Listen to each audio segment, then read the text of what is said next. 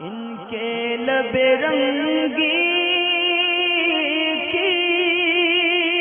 نچھاور تھی کہ جس نے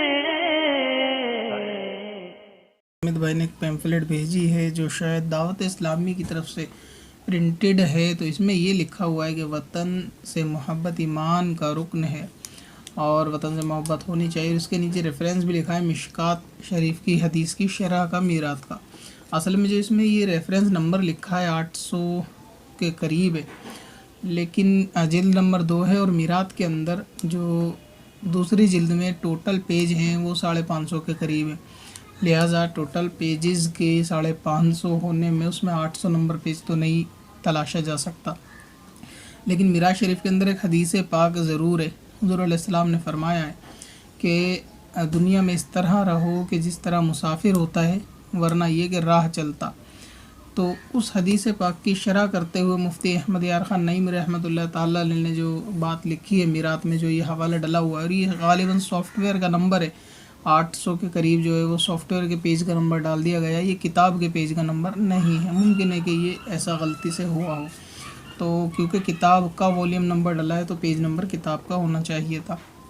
تو اس میں مفتی احمد یار خان نعیمی رحمۃ اللہ تعالیٰ فرماتے ہیں کہ وطن یعنی یہ کہ دنیا میں اس طرح رہو کہ جیسے مسافر رہتا ہے یا راہ چلتا۔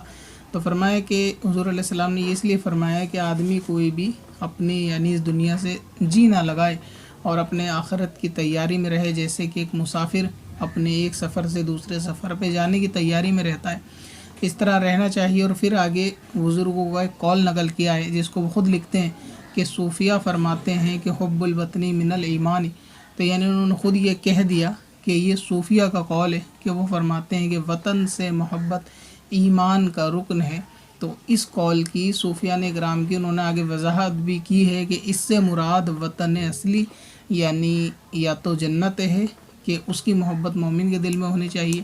یا پھر بتایا کہ یا پھر مسلمانوں کا روحانی وطن مدینہ شریف ہے، یہاں وہ مراد ہے کہ اس کی محبت ہونی چاہیے۔ تو یہ بات تو اس میں صاف ہو گئی کہ یہ حدیث پاک نہیں صوفیہ کا قول ہے، کیونکہ انہوں نے خود لکھا ہے کہ صوفیہ فرماتے ہیں کہ وطن کی محبت ایمان کا رکن ہے۔ تو اس طرح سے وطن کی محبت کے بارے میں جو آپ نے چیز بھیجی ہے یہ حدیث پاک نہیں ہے۔ پتھر میں اصل لالے پرن